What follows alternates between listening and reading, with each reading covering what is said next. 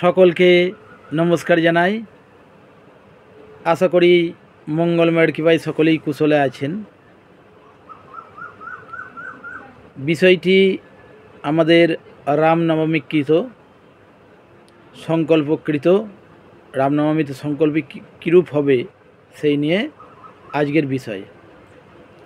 এই সংকল্প বাক্য যখনই গঠন হবে, বিশেষ ক্ষেত্রে যে মাসের উল্লেখ আছে সেই মাসগুলিকে মনে রাখতে হবে যে কোন মাস। এখানে মাস বলতে কিন্তু বৈশাখ, জ্যৈষ্ঠ, আষাঢ়, শ্রাবণ, এই যে 12টি মাস আছে সেটির ঠিক কথা বলা হয়নি। এখানে মাস তত্ত্বে, মাস পরিচ্ছেদে যে মাস আছে সেই সম্পর্কে বলা হচ্ছে। মাস পরিচ্ছেদে সাধারণত যেটা বলছে, মাস নিরূপণম তত্র সপ্তবিধা মাসাহা, অর্থাৎ 7 রকমের মাস আমাদের শাস্ত্রে দৃষ্ট হয়। যথা মুখ্য চন্দ্র 1, গৌণ চন্দ্র 2, সামান্য চন্দ্র 3, সৌর মাস 4, সৌর শ্রাবণ মাস 5, নক্ষত্র 6, নক্ষত্র শ্রাবণ মাস 7। এই হচ্ছে 7 প্রকারের মাস আমাদের। এই শ্রাবণ, নক্ষত্র শ্রাবণ বলছি বা সৌর শ্রাবণ বলছি, এখানে শ্রাবণ মানে শ্রাবণ কিন্তু নয়, বৈশাখ জ্যৈষ্ঠ আষাঢ় শ্রাবণ সেই শ্রাবণ নয়। সেই শ্রাবণের যে উচ্চারণ সেটি হচ্ছে তালবস্যয়ে রফলা আকা ব মূর্ধন্য শ্রাবণ। আর এখানে সাধারণ দন্তস্বয়ে আকা ব দন্তন্য শ্রাবণ, এই শ্রাবণ মাস। তাহলে আমাদের দেখতে হবে যে কোন মাসের কোনটি কোন মাস কৃত প্রচ্ছে সংকল্পে। এইটি আমরা যদি নিরূপণ করতে পারি তাহলে আমাদের সংকল্প বাক্যটি সেরূপ হবে। আসুন দেখা যাক আমাদের রামনবমীর ক্ষেত্রে কোন মাসের কথা সেখানে বলা হচ্ছে।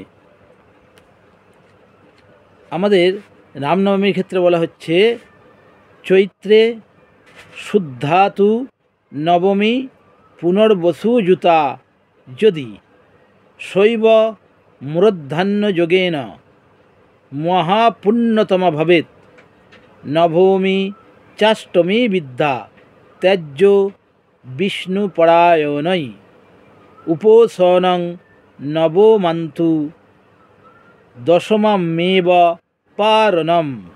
এটি হচ্ছে রামনবমীকৃত বচনের যে তাৎপর্য অগস্ত্য সংহিতায় সেটি রয়েছে। এইবার আমাদের যে মাসতত্ত্ব, এই মাসতত্ত্ব সম্পর্কে রামনবমীর ক্ষেত্রে কি বলছে সেটি একটু দেখে নেওয়া যাক। সেখানে বলছে যে অথ শ্রীরামনবমী ব্রতম, রামনবমী ব্রতর কথা উল্লেখ করা হচ্ছে। তচ্চ চন্দ্র চৈত্রস্য শুক্ল নবম্যাং কর্তব্যম অত্রোপবাসঃ প্রধানম শ্রীরামপূজাদি ক্যমঙ্গম ইদম ব্রতম নিত্যঞ্চ কামংশ্চ। অর্থাৎ নিত্য আছে আবার কাম্য আছে, দুটোই আছে। শালগ্রাম শিলায়াং তুলসা শ্রীরাম পূজা বিশেষ ফলজনিকা অখণ্ডায়ামেব নবম্যাং পুনর্বসু নক্ষত্রাদর জ্ঞেয় সংকল্পাদৌ শ্রীরাম নবম্যাম ইত্যুল্লেখ্যম।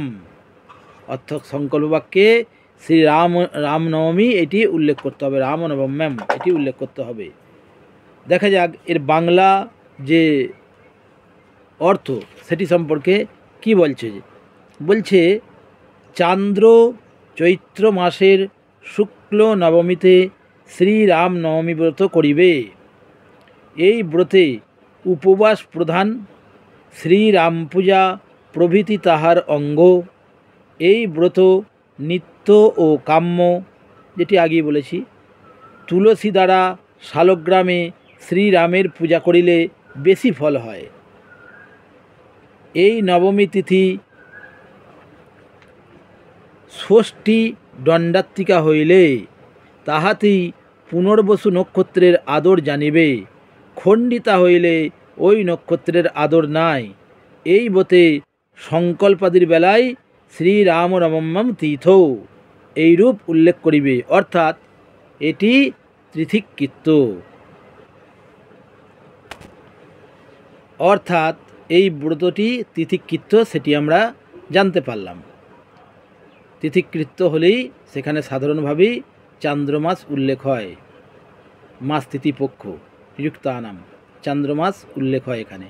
এবং যখনই আমাদের সৌরমাসের কর্ম হয় তখন সেখানে রাশি উল্লেখ হয়।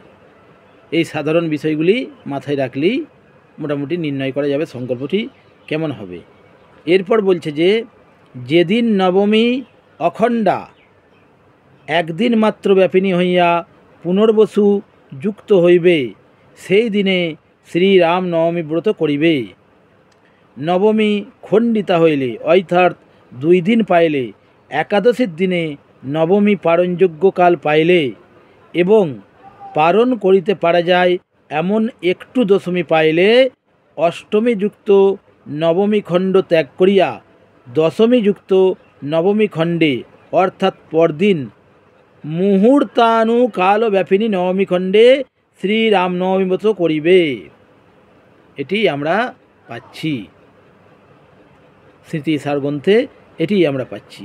আর আগেই বলেছি যে শ্লোকটি সেটি বলেছি, চৈত্রে শুদ্ধাতু নবমী পুনর্বসুযুতা যদি শৈব মূর্ধান্য যোগেন মহাপুণ্যতমা ভবেত, নবমী চাষ্টমী বিদ্যা ত্যাজ্য বিষ্ণুপরায়ণে উপাসনং নবমান্তু দশমমেব পারণম।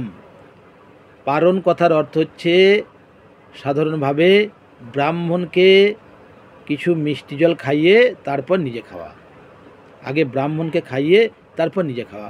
উপবাসাদি ব্রতের ক্ষেত্রে এইরূপই পালন হয়। আপনি উপবাস করলেন, উপবাস কর্তার আক্ষরিক অর্থ কিন্তু দুটি, এটি মনে রাখতে হবে। উপ অর্থাৎ নিকটে বাস, অর্থাৎ ভগবানের নিকটে। আরেকটি অর্থ যেটি পাওয়া যায়, উপবাস মানে না খেয়ে থাকা। এখানে এই যে দ্বিতীয় এই কথাটি বললাম যে না খেয়ে থাকা, এটা উপবাস। এই ক্ষেত্রে আবার উপবাসাদির বেলায় বিশেষ কিছু নির্ণয় করা হয়েছে।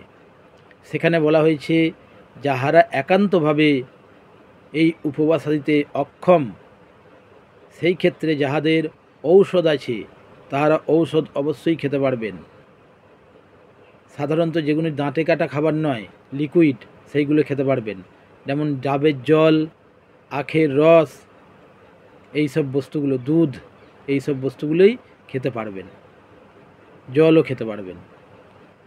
এটি হচ্ছে অপারক ক্ষেত্রে, কারণ কলির জীব অন্নগত প্রাণ, অর্থাৎ উপবাসাদির ক্ষেত্রে আপনারা অবশ্যই এই নিয়মগুলো আপনারা পালন করার চেষ্টা করবেন। একান্ত না পারলে আপনারা এইরূপ করতে পারেন। লিকুইড খাবার যেটাকে বলা হচ্ছে, তরল খাবার, তরল পানীয়। তাহলে আমরা কি পেলাম? রামনবমী সংকল্পে তিথিকৃত্য হওয়ায় আমরা বৈশাখ মাসে পড়লেও চৈত্র মাসই উল্লেখ হবে, কারণ সেখানে আমাদের কি বলছে, তিথিকৃত্য প্লাস চান্দ্র মাস পাচ্ছে। এটা সৌর মাস নয়, কিন্তু সৌর মাস হলে রাশি উল্লেখ হলে তখন হবে। যেমন অন্নপূর্ণা পূজার ক্ষেত্রে হয়েছে সৌর মাস, কারণ অন্নপূর্ণা পুজো তন্ত্রোক্ত পুজো, অন্নপূর্ণা পূজাটা হচ্ছে তন্ত্রোক্ত পূজা, ওই জন্য সেখানে রাশি উল্লেখ হয়েছে। আর এখানে রামনবমী বেলায় রাশি নাও উল্লেখ্য, রাশির উল্লেখ হবে না, এটি তিথিকৃত। সেই জন্য এখানে এই তিথিকৃত বলেই এই নবমী বলা হচ্ছে, নবমী তিথি ধরে কাজ, অতএব এখানে সেটিই উল্লেখ হবে। চৈত্র মাসই শুক্লে পক্ষে রামনবমী, রামনবম্যাং তীর্থ। আশা করি নিশ্চয়ই আপনারা বুঝতে পেরেছেন। সকলকে পুনস্কার, ভালো থাকবেন এবং সাবস্ক্রাইব করবেন, সাবস্ক্রাইব করে নোটিফিকেশন অল করে দেবেন। কমেন্টের মাধ্যমে জানাবেন কেমন লাগছে, শেয়ার করবেন, লাইক করবেন এবং সকলে ভালো থাকবেন। নমস্কার।